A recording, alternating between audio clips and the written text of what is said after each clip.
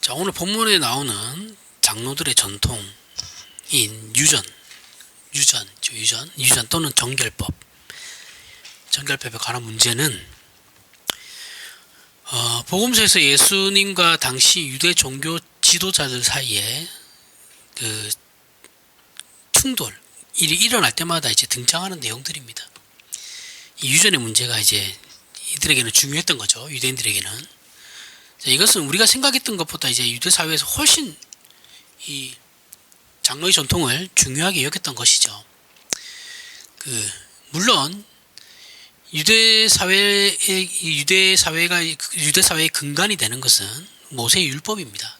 요즘 모세의 율법이 사회의 울타리가 되는 것은 사실입니다. 그런데 이 정결법이라는 것은 제가 지난 시간에 설명했나요?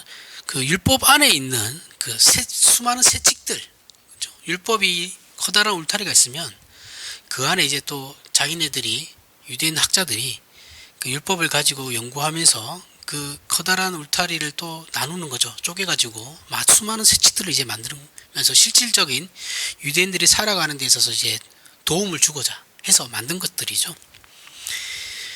그 사회적 행동 양식이라고 보시면 됩니다.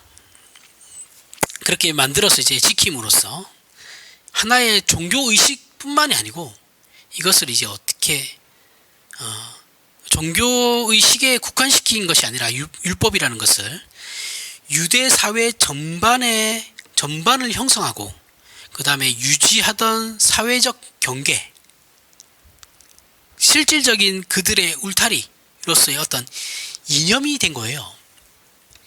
이 이념적 규례라고 보시면 됩니다.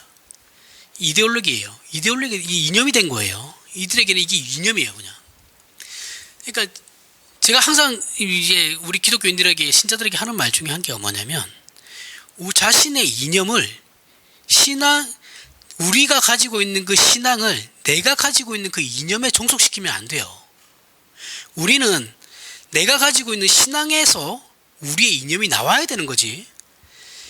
기존의 세상이 얘기하고 있는 그 뭐 공산주의니 뭐 사회주의니 자본주의 그런 것에 우리의 신앙을 종속시키면 안 돼요.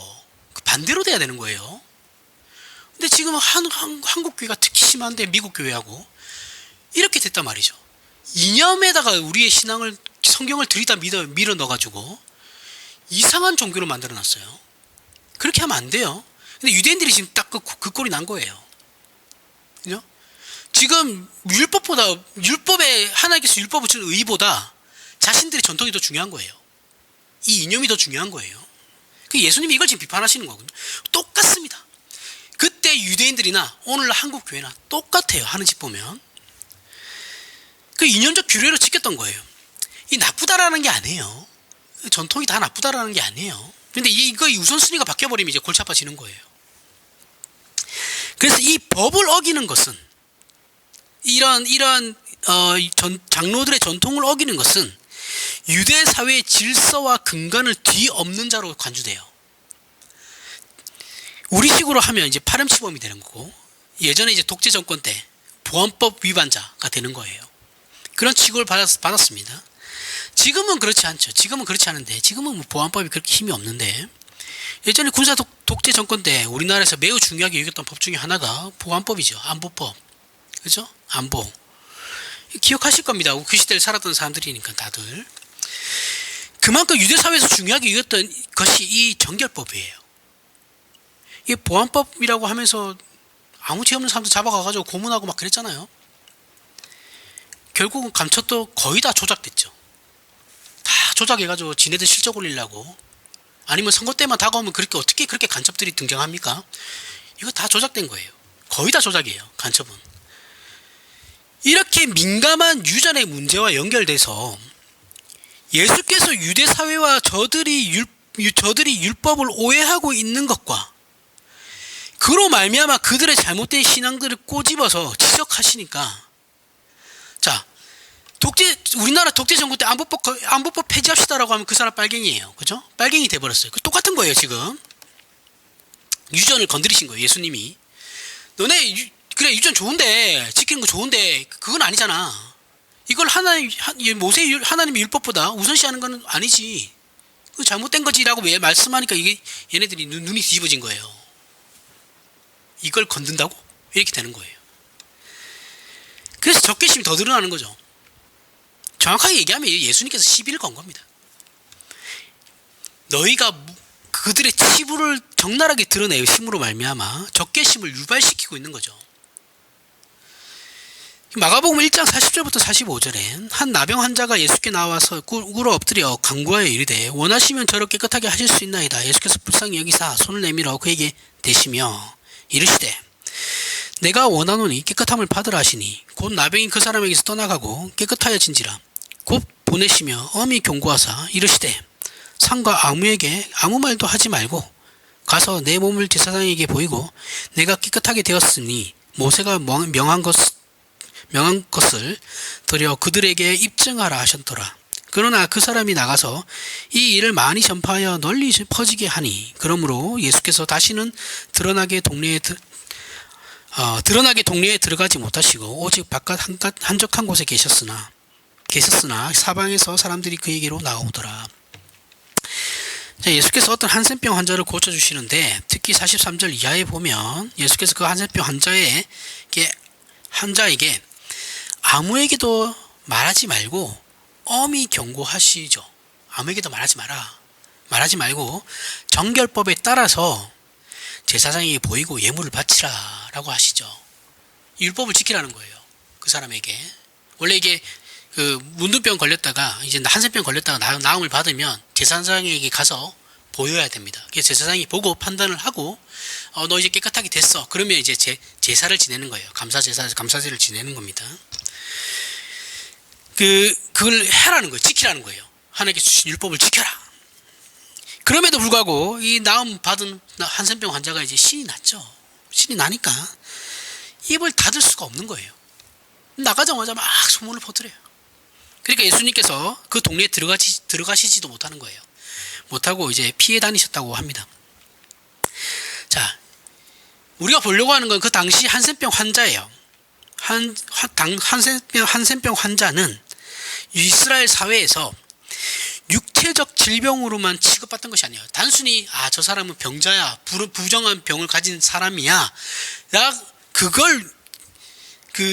그렇게만 취급받았던 것이 아니고 사회 문화적 차원에서 큰 의미를 가진 병이었거든요. 이게 신앙적으로도 큰 의미를 가지는 병이었어요.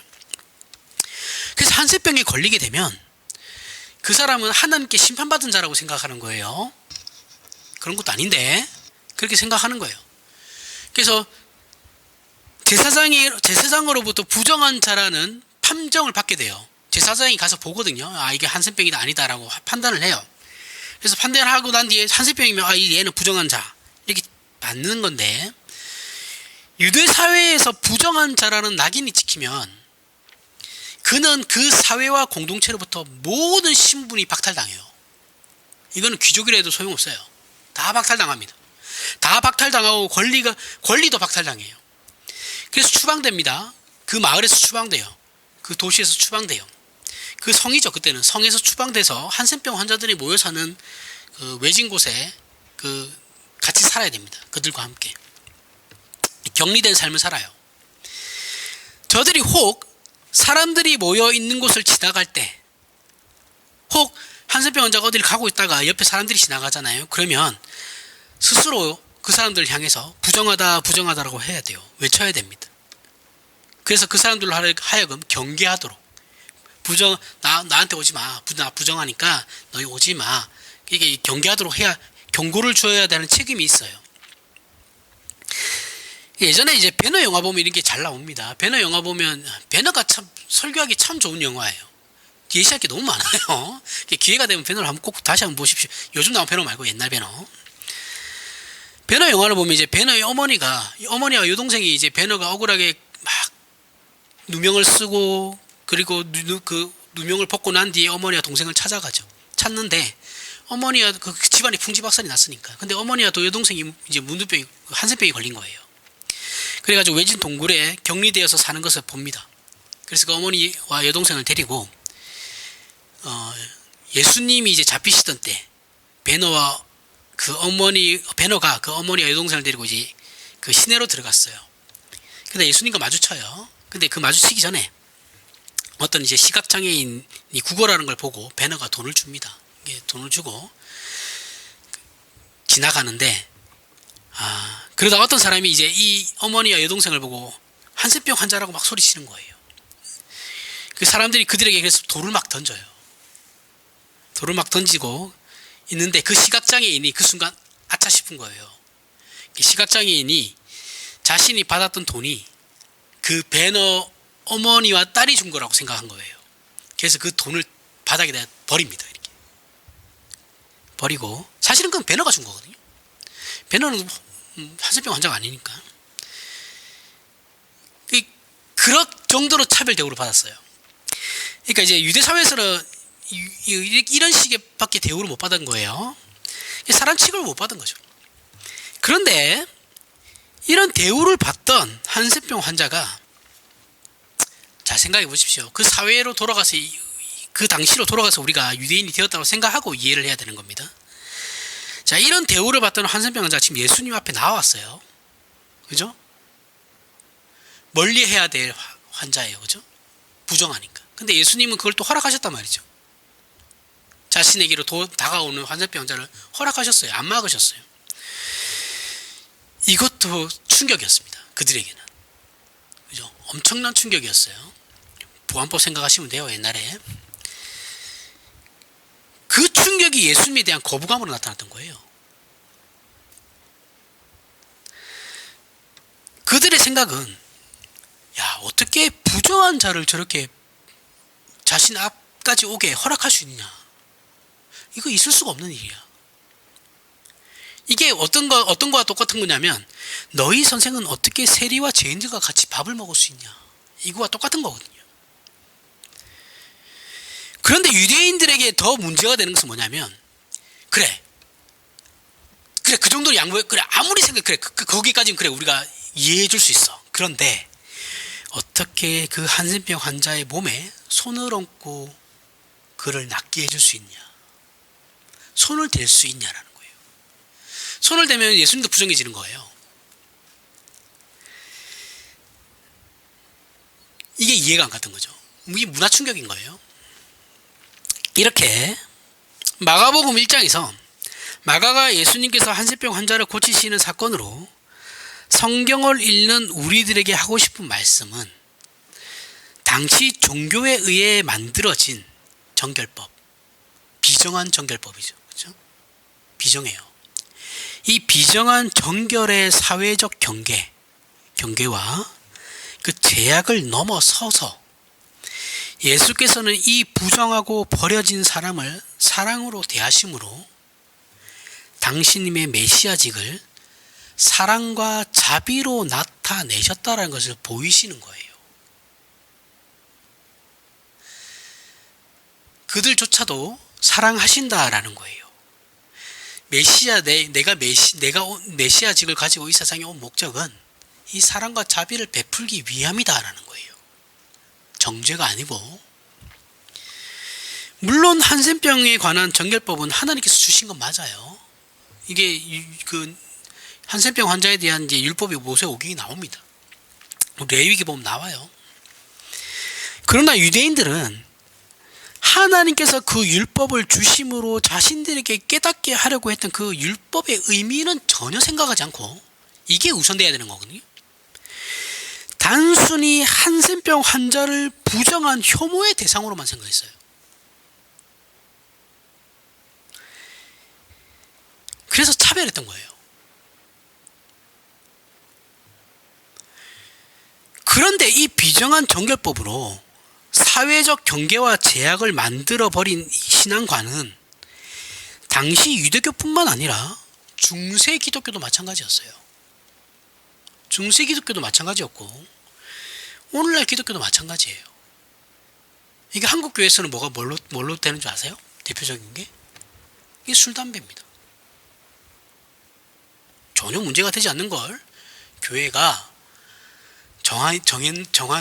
정했죠. 선교사들이 와서 우리 한국 교회에서는 술, 담배를 하지 않습니다. 그 선교사들이 저기 있단 말이죠. 왜냐하면 옛날에 조선 구한말에 니나노를 너무 많이 했거든요. 술 먹고 담배도 너무 많이 피고 밥은 못 먹어가지고 전부 다 뺏어 말랐는데 술만 먹을 제끼니 이게 덕이 안 되잖아요, 그죠? 그래서 우리 이거 교회 나오려면 술 담배를 끊으십시오. 이걸 강조했단 말이죠. 이게 전통으로 자리 잡았어요. 근데 오늘날 이게 뭐예요? 이걸로 우리의 신앙을 판단한단 말이죠. 이 문제라는 거죠, 이게. 뭐 이런 게 두 개겠습니까? 예수를 믿는다라는 것은 성자 하나님이신 예수께서 아무것도 아닌 죄인을 구원하시려고 완전한 인간으로 이 땅에 직접 내려오셔서 십자가를 지신 그 일에 대하여 감사하며 그분의 뒤를 쫓는 겁니다. 따르는 거예요. 이런 존재를 우리는 신자라고 부르며 이런 신자들은 자랑할 것이 없죠. 그래서 신자들에게는 심판권과 저주권이 없어요. 여러분, 교회법이라는 거 있잖아요, 그죠? 우리도 교회법이 있거든요. 교회법에서 가장 심한 게 출교고, 그 다음에 우리가 징계를 교회에서 신자들에게, 교회 성도들에게 내릴 수 있는 징계라고 해봐야 성찬에 참여하지 못하게 하는 게 다예요. 이게 진정한 신자라면 그 징계의 무게감을 알아요. 성찬이 얼마나 중요한지 아는 사람들은. 근데 그걸 별로 중요하게 생각하는 사람은 그거 결코 안 하면 되지 뭐. 이렇게 생각한단 말이죠. 그죠? 교회조차도 뭐 그렇게 심하게 하지 않아요. 결국 교회법은 우리 교단의 교회법의 앞에 보면 보통 양심에 의해서 지켜야 되는 거다라고 나오거든요. 이 양심에 의해서 지키지 않는 교회법은 의미가 없는 거예요. 그래서 이게 수준이 상당히 높은 거죠. 상당한 도덕성을 요구하는 거고 교회에 대한 어떤 권위에 순종하라는 것을 요구하는 겁니다. 내 양심상 지켜야 되는. 강제로 뭘 하지 않아요, 사실. 심판권과 저주권이 우리에게는 없어요. 같은 교회 안에서도. 이런 신자들에게 그저 신자들은 그저 그래서 감사와 겸손만 있을 뿐입니다. 그런데 어느 때부터인가 한국 교회는 자랑하죠. 자랑하기 했고 심판하기 시작했습니다. 술, 담배 가지고. 이건 예수님 당시 예수께 대한 유대인들의 적대적 행위 뒤에 숨어 있는 인간의 자부심, 이런 걸 인본주의라고 그래요. 자부심과 동일한 거죠. 인간의 자부심이라는 건 하나님께 은혜를 구하지 않고 자신의 의를 증명받고 싶은, 자기는 술, 담배 안 한다 이거예요. 근데 너는 왜 하느냐는 거죠.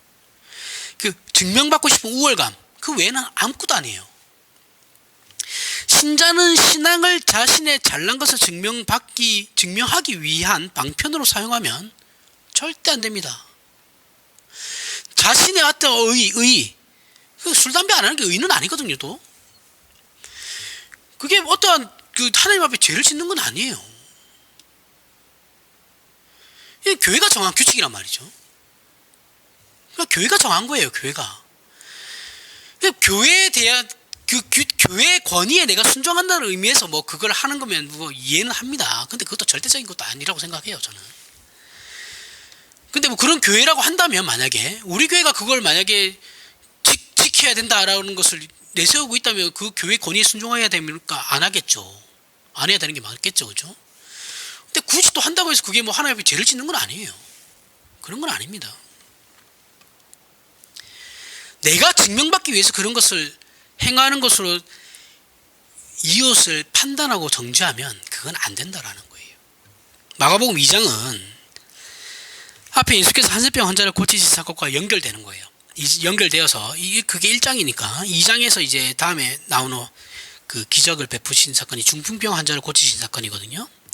마가복음 2장 1절부터 12절에 수일 후에 예수께서 다시 가버나움으로 들어가시니 집에 계시다는 소문이 들린지라 많은 사람이 모여서 문 앞까지 들어설 자리가 없게 되었는데 예수께서 그들에게 도를 말씀하시더니 사람들이 한 중풍병자를 네 사람에게 메워가지고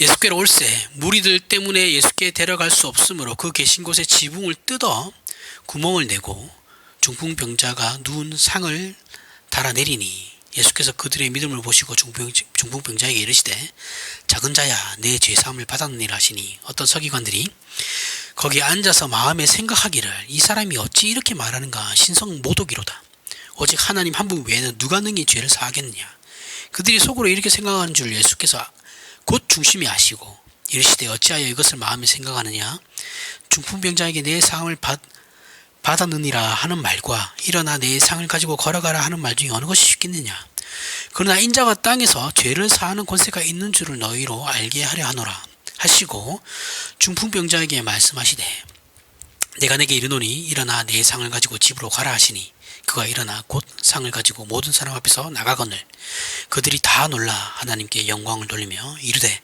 우리가 이런 일을 도무지 보지 못하였다 하였더라. 자, 예수께서 중풍병자를 고치시는데 내 죄사함을 받았느니라 라고 하시는 것보다 일어나라고 하시는 것이 훨씬 쉽죠.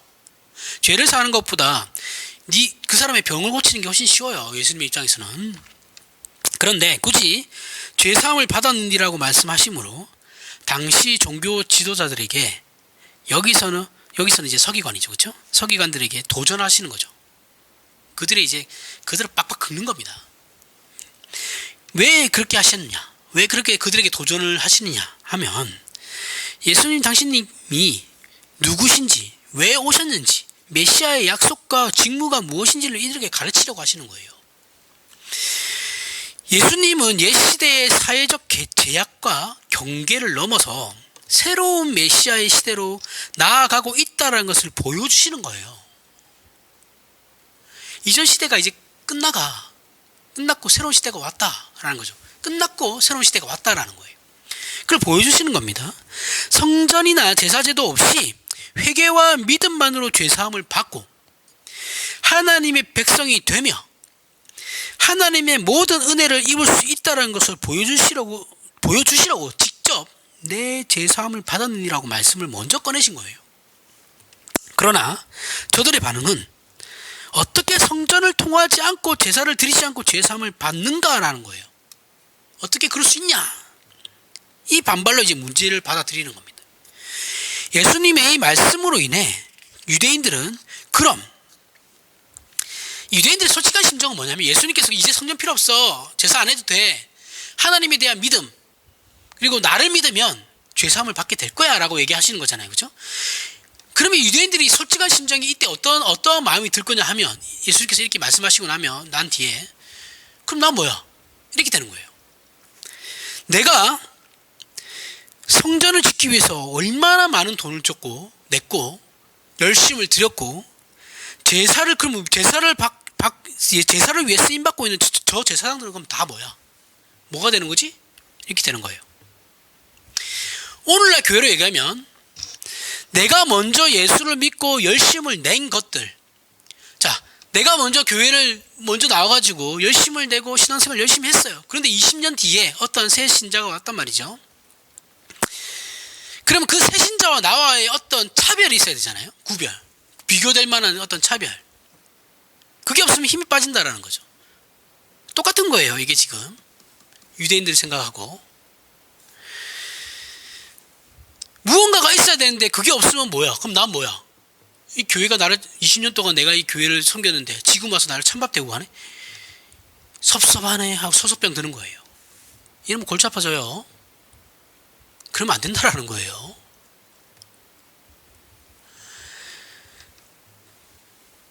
그래서 그들은 어떻게 해요? 예수께서 지신 십자가와 그 십자가로 인하여 펼쳐질 하나님의 그 무한하신 은혜를 반대하고 있죠.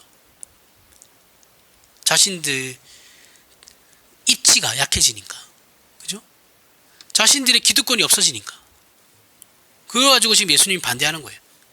예수님께서로 말미암아 하나님께서 무한히 부어주신 그 은혜를 거부하고 있는 거예요. 이런 것들이 유대인들이나 오늘날 우리 신자들을 올가매고 있다라는 것은 일종의 아이러니죠.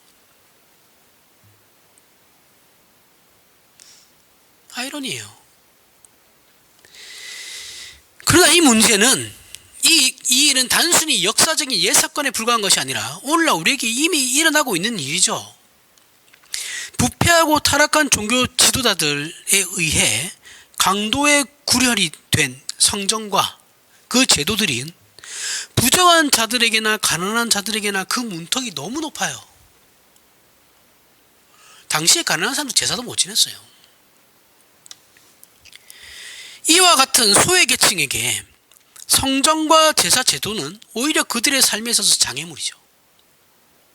죄책감만 만들어요. 하고 싶어도 못하니까. 차라리 없었으면 마음이라도 편한데. 예수님마저도 그래서 그 울타리를 부수려고 하니까 어떻게 해요? 죽이는 거잖아요. 이게 무서운 겁니다. 이게 기득권이 되면 이렇게 돼요. 사람들이 똥인지 오줌인지 구분을 못해요. 그래서 이 문제는 오늘날 우리의 신앙을 점검하는데 그 잣대가 무엇인지를 생각하게 만들어요. 이 본문이. 우리의 그 신앙의 잣대가 무엇일까? 그럼 신자인 나의 자랑은 어디에 있는 건가? 신자의 책임은 무엇을 근거로 그럼 하는 것인가를 이제 생각하고 고민하게 만들죠.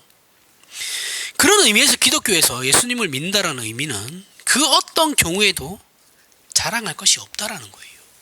교회 20년을 먼저 나와도 30년 먼저 나왔든 간에 그 사람에게는 자랑할 게 없어요. 신자인 우리는 그냥 모두가 은혜를 입은 자들이에요.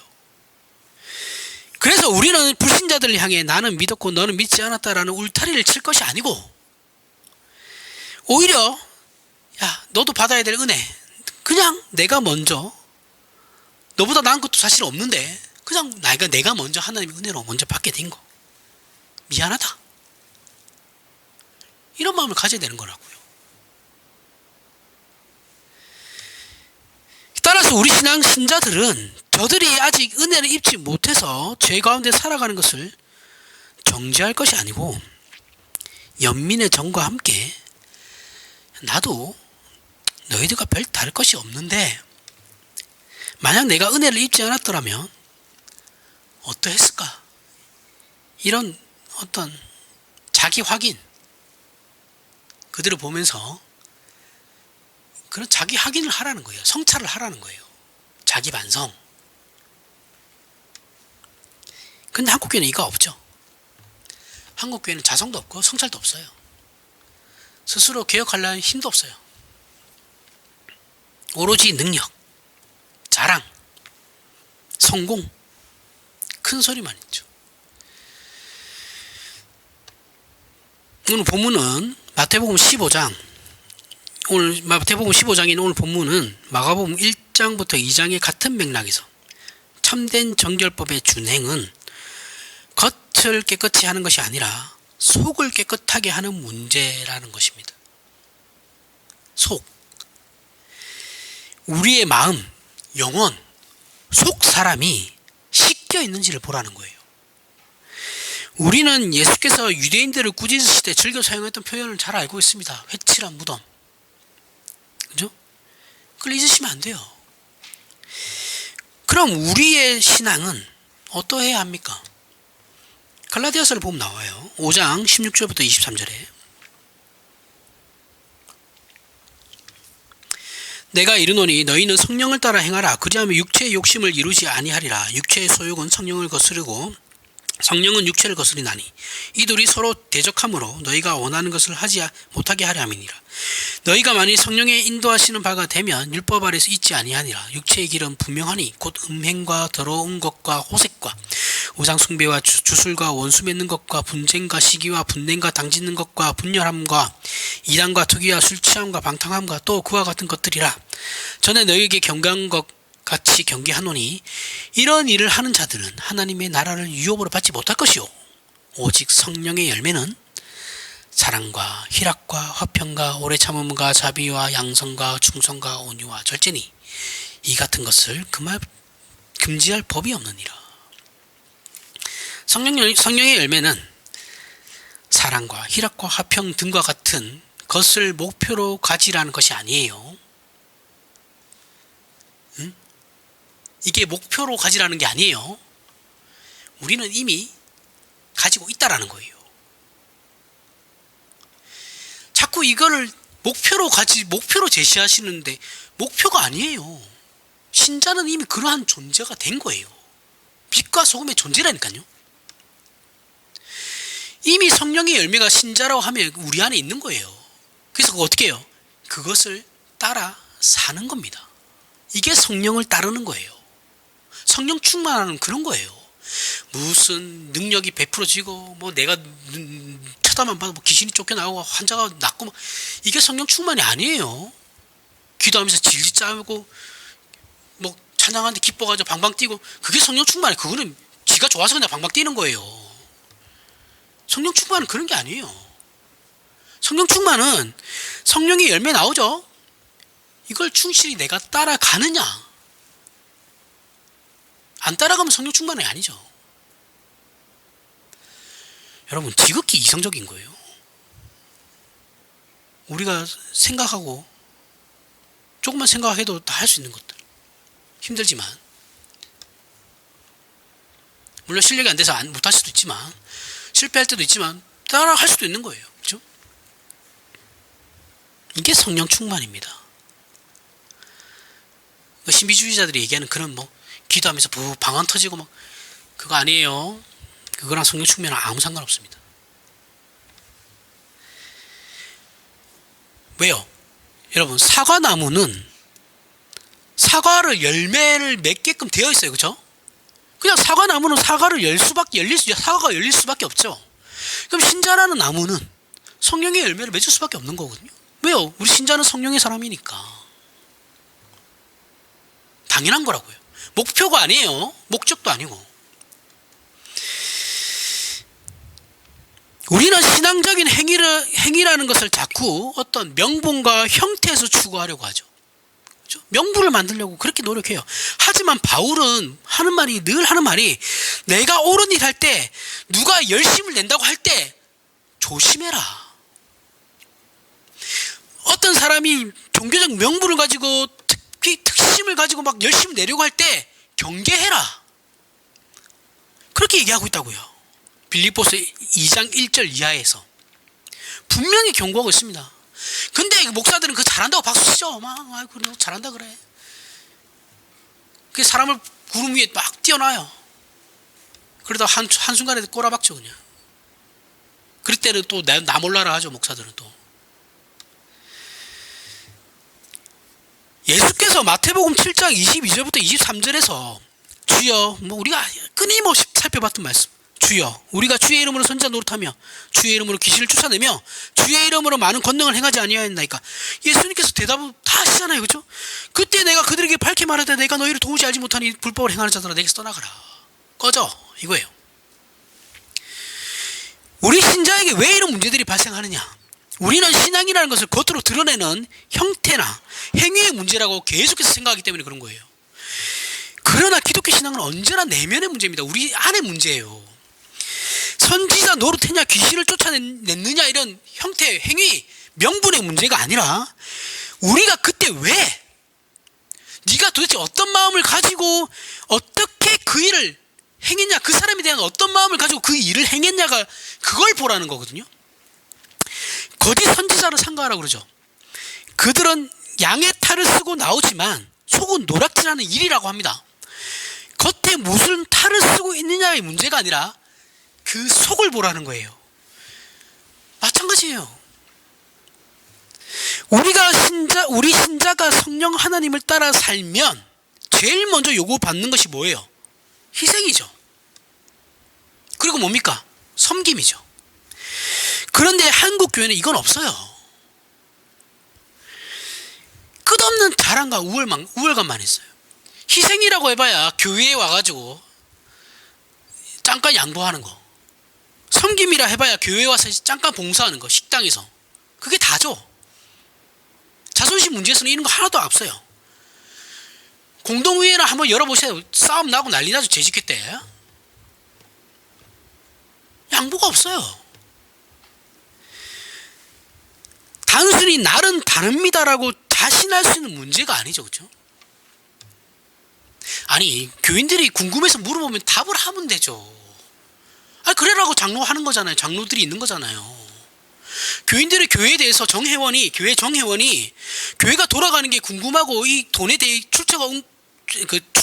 쓴 거에 대해서 궁금하니까 질문할 수 있죠. 당연히. 내가 헌금을 내고 있으니까. 당연한 거 아니에요? 회원이잖아요. 그것도 정회원. 그럼 장로들은 거기에 대한 답을 할 의무가 있는 거예요. 그런데 건방지네 이러면서 삿대질하고 하면 싸우자라는 것밖에 더 돼요? 그걸 왜 기분 나쁘게 받아들이냐고요. 이상해요. 한국교회. 설명을 하면 돼요. 떳떳하게 잘 썼으면 내가 볼 땐 꿀리니까 설명 못하는 겁니다. 돈을 제대로 안 썼으니까. 재정은 무조건 투명해야 돼요. 어딜 가든. 그래야지 그 단체는 오래 가요. 재정에서 문제가 생기면 다 틀어집니다. 기본 중에 기본이에요. 이거 다 알아요. 그런데 한국 교회가 재정 제일 불투명하거든요. 어디다 쓰는지를 몰라요. 이게 우리의 죄된 본성이죠. 뿌리 깊이 박혀있는. 그래서 우리는 조금만 마음을 놓으면 어떻게 해요? 자랑으로 갑니다. 나는 너와 달라. 우리라고 다르지 않아요. 우리도 여기서 잠깐만 시선 돌리면, 마음을 놓아버리면 똑같아집니다. 계속 세상 사는 게 쉽지 않다고요. 신앙이라는 게. 정죄와 심판을 행하게 돼요. 절대 잊으시면 안 됩니다. 이런 거. 이게 성경의 가르침이에요. 그래서 성령의 열매는 무엇으로 이어지는가? 어떻게 이어지는가? 갈라디아서 5장 24절부터 26절에 그리스도 예수의 사람들은 육체와 함께 그 정욕과 탐심을 십자가에 못 박았느니라. 만일 우리가 성령으로 살면 또한 성령으로 행할지니 헛된 영광을 구하여 서로 노엽게 하거나 서로 두게 하지 말지니라. 이거예요. 헛된 영광을 구하지 말라는 겁니다. 자랑하지 말라는 거예요. 신앙의 핵심은 자랑에 있지 않고 십자가로 말미암아 그 십자가 아래에서 우리의 입은 다물고 자존심은 죽이며 우리의 전인격은 무릎을 꿇어야 되는 거예요. 그래서 우리의 신앙은 얼마나 옳은 곳으로 큰 소리를 치느냐, 얼마나 큰 이상과 비전을 가지고 있느냐, 내가 얼마나 큰 열심을 내고 가지고 있느냐의 싸움이 아니에요. 그게 아니고 우리 자신 속, 내 마음의 됨됨이를 얼마나 내가 잘 다스리고 있느냐의 싸움이라고요. 이것이 신앙이에요. 나는 이런 꿈을 가지고 있습니다. 하나님께서 나에게 이런 꿈을 주셨습니다. 그거 할 생각 하시지 말고 오늘이나 똑바로 살라고. 아침에 자고 일어난 이 침대부터 치우라고. 그 얘기들 많이 하거든요. 그거부터 하라는 거예요. 뭐 대단한 거 막 하려고 하지 말. 대단한 거 우리한테 바라지도 않아요. 하나님께서 다 알아서 하세요. 그거. 자기는 이만한 일을 해야 되는데 교회에서는 요만한 일 시키고 있고, 아이씨, 내가 사람을 몰라보네. 나가세요. 그러면 딴 데 가세요. 그러면. 우리 교회는 그런 거 딴 데 가면 되지. 자기 알아주는 데 가면 되지. 그런 게 아니라고요. 신앙은. 신앙 행위의 첫걸음이며 동시에 전부는 내가 얼마나 많이 감수하며 살아가느냐의 문제라니까요. 모든 사람 관계에서 다 동일합니다. 내가 저 못난 사람들과 함께 견디고 버텨서 하나가 되는 문제라고요. 교회 안에서 이거는 사이즈의 문제가 아니죠. 모든 교회는 시끄러워요. 그죠? 조용할 수가 없어요. 왜요? 다 다르니까요. 다양한 사람들이 모이니까. 죄인들만 이리저리 모아놨는데 그러면 그게 조용하면 그게 이상하죠.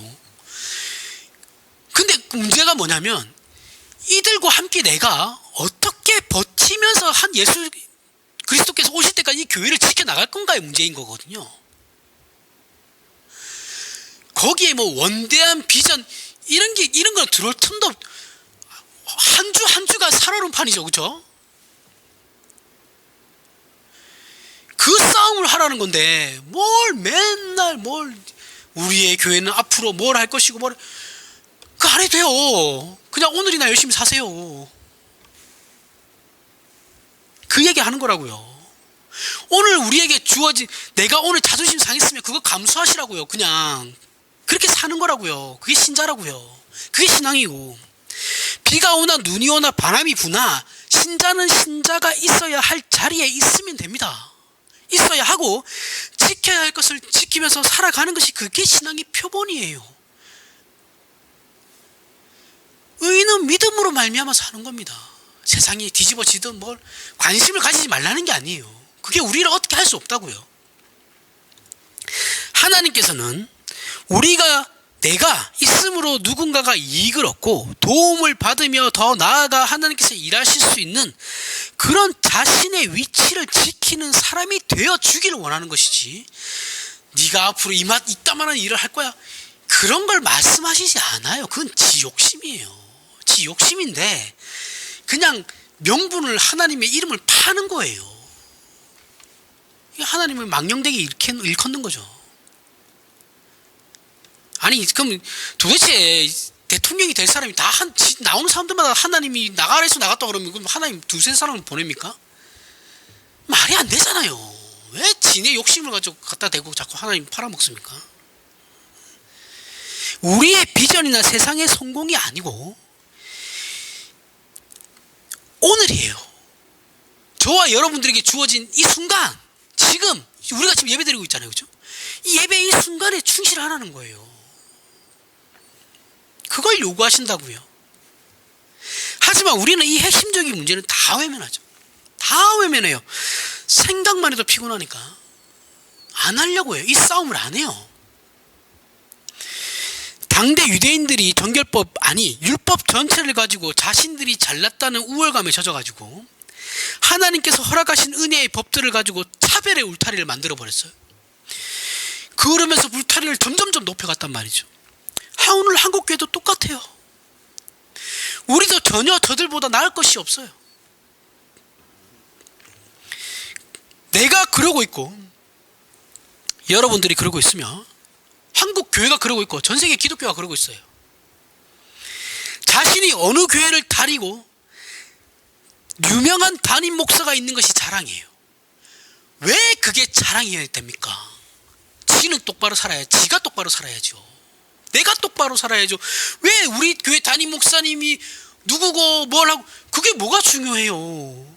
담임 목사님 아무 훌륭하면 뭐예요? 자기는 엉망인데 그게 무슨 소용이 있냐고요. 담임 목사가 훌륭한 게, 교회가 좋은 게 그게 무슨 소용이 있어요? 자기는 엉망진창인데 회사에서 욕 처먹고 있는데 맨날. 그럼 그 사람들이 뭐라고 생각했어요? 네가 다니는 교회니까 뻔하대 뭐. 네 담임 목사는 도대체 뭔데? 네 하나 케어 못하고. 그렇게 생각하겠죠.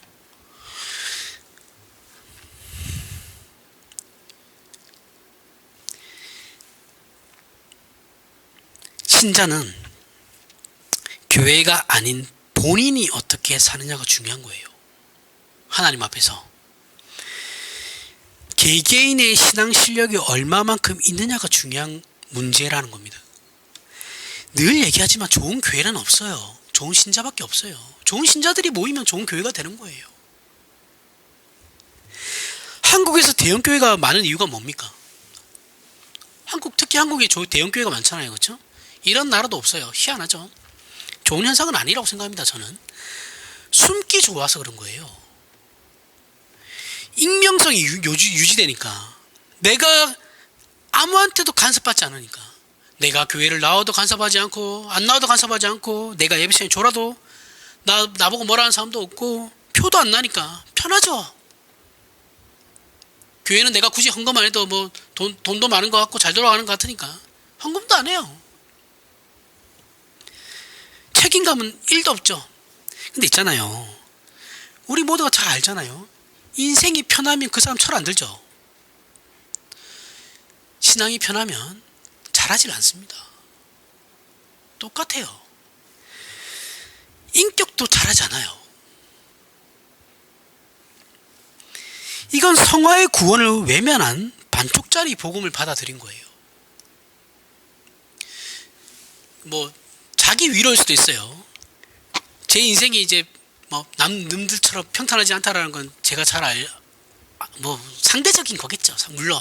근데 제가 볼 때 제 친구들에 비해서는 참 나도 평탄한 삶은 아니다라고 드는 게 한때는 원망이었는데 한때는 어떤 생각이 드냐면 나도 참 어지간히 못돼 처먹었나 보다. 나 하나 고치려고 하나님께서 애를 쓰신다. 그 생각 들면 그것도 은혜죠. 물론 다른 사람들 안 믿는 사람들부터 자기 위로다라고 할 수도 있겠죠. 어쨌든 간에 저한테는 그게 신앙이니까. 그럴 수밖에 없죠 뭐. 자, 우리 신자들은 힘들어도 하나님의 사람으로 사는 싸움을 매일 그리고 매 순간 해야만 하는 것을 잊지 마시길 바랍니다. 다른 사람 얘기할 필요 없어요. 남편이, 아내가, 뭐 동생이, 엄마가, 아빠가 그냥 나하고 하나님과의 문제예요. 핑계 대지 마십시오. 저도 핑계 많이 대는데 그 대봐야 소용없다라는 거 알거든요. 우리 각자가 하나님 앞에서 잘 하시면 됩니다. 외면하거나 회피하시는 건 안 돼요. 우리는 열심을 다해 하나님의 요구하심에 순종하기 위해 우리 자신의 못난 본성과 싸움을 해 나가야 됩니다. 이 싸움을 포기하는 건 신자인 저와 여러분들에게 허락되어 있지 않아요. 그리고 그로 인해 우리는 울며 가슴을 쳐야 합니다. 내 못난 모습을 보면서 가슴을 쳐야 돼요. 이것 때문에 울어야 되는 거예요. 애써 자신을 포장하려고도 하지 마십시오.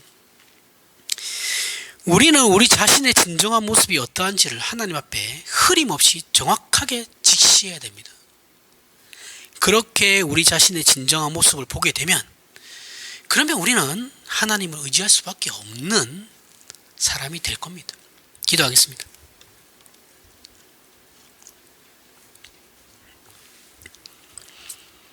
하나님, 우리로 예수 그리스도께서 우리를 위해 지신 십자가가 무슨 의미인지 다시 한번 생각하게 하시옵소서.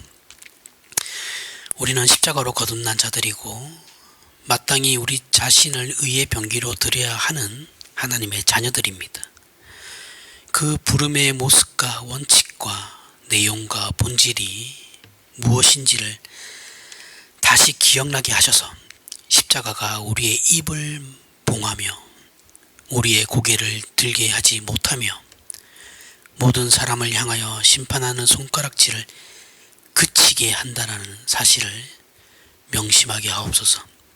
그리하여 예수 그리스도의 마음과 그 원하시는 뜻에 동참케 하여 우리로 용서하고 희생하며 기다리고 참으며 충성하여 우리를 구원하신 하나님 아버지의 은혜와 긍휼이 이웃들에게 나누어지는 삶과 존재가 되게 하시옵소서. 감사합니다. 예수님 이름으로 기도합니다. 아멘.